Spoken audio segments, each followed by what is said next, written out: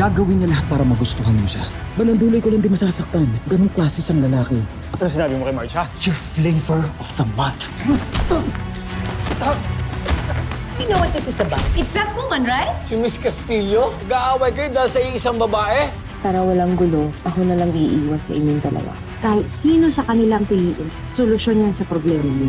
Nagdadamay na sa pinagdadaanan mo. Hindi ka na mahihirapan. Kung may taong gusto kong kasal sa'yo, yun na yung gaya ni Marge. Kaya kung ako sa'yo, hindi ko na pakakawalan yan si Marge. Baka hindi ka na makahanap ng katulad niya. Marge, handa na akong pakasalan ka. Paulo, seryoso ka ba? Kasal yan. Commitment niyan forever yan. Huwag ka namang magbiro ng ganyan. Alam ko. I know it seems like para kung minamadali yung lahat. Pero Marge, di ba kung magiging tayo naman, bakit natin patatagalin pa kung doon din tayo papunta?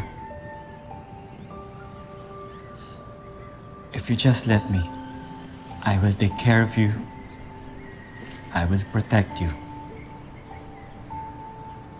Hindi kita hayaang masaktan. Ako na lang lahat ang sasalo ng hampas at suntok.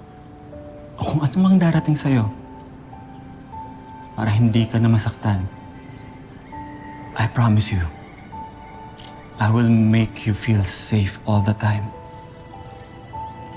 Ibibigay ko yung maginhawang buhay na matagal mo nang deserve. Ano si Edward? Marge, wala naman siyang magagawa kung gusto natin ng isa't isa, di ba?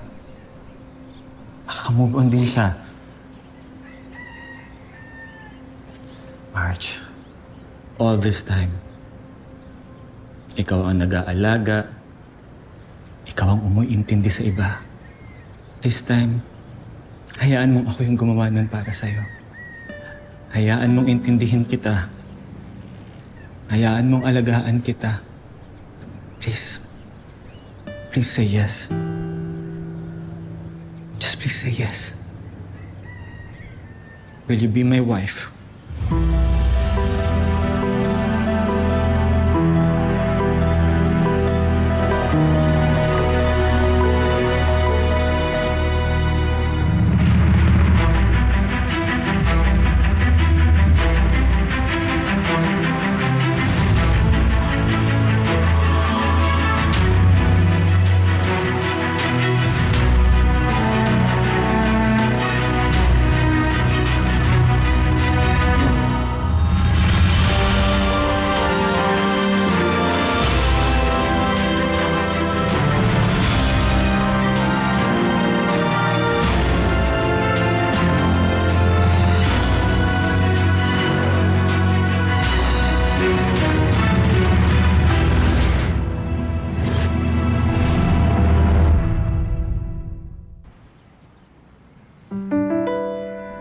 Si Manang Yoli at si Weng.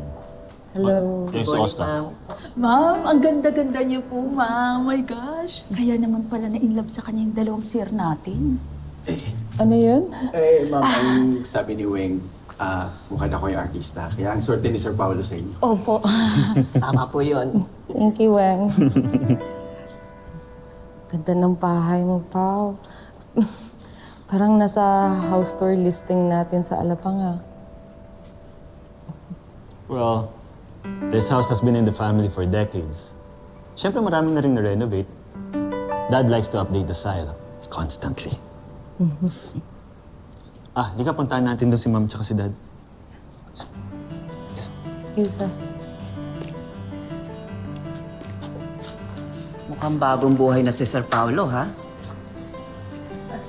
Ngayon lang nagdala ng babae yan diyan sa mansyon. Kaya lang, Manang Yoli, na ano naman ako. Di ba nga, si Ma'am Marge gustong-gusto din ni Sir Edward. Hindi na kayo nasanay. Sino bang laging panalo sa magkapatid? You're engaged? That's great! Congratulations! Congratulations. Parang napakabilis naman ata. Hindi natin nabalitaan na naging sila. Tayo nga kakakilala pa lang natin noon. Nagpakasal na kaagad. sila, ilang buwan na sila magkakilala. Ma, you don't have anything to worry about. Okay? Mabuting tao po si Marge. Mabait. Maalaga. Pero iba na kasi ang panahon ngayon. Hindi tayo basta nagtitiwala sa kung sino lang. We don't even know her background. Oh, come on, Regina. You, of all people, shouldn't judge a person based on their past. Baka nakakalimutan mo na kung saan tayo nagkakilala.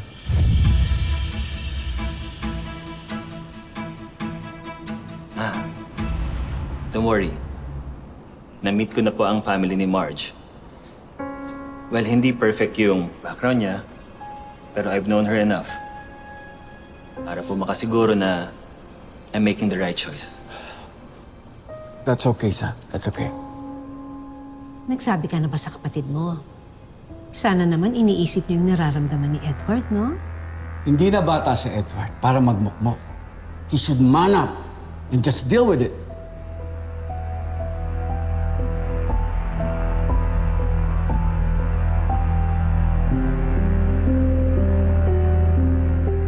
Hindi kaya tama, mama mo. Baka masyadong mabilis tong engagement natin. It is fast. Okay?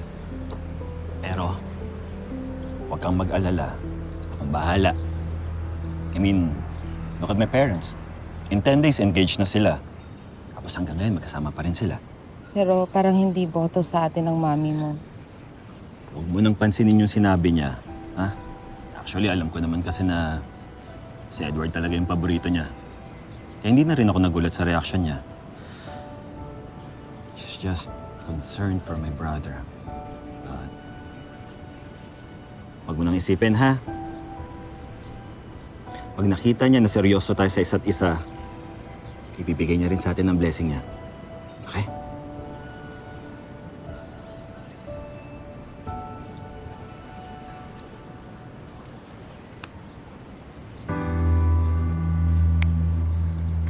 Para hindi ka na malungkot, may sorpresa ako sa'yo.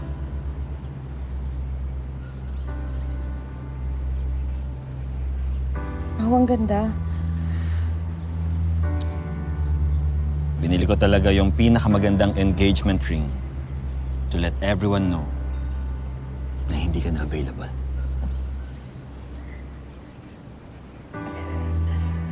That's it. That's all I can get.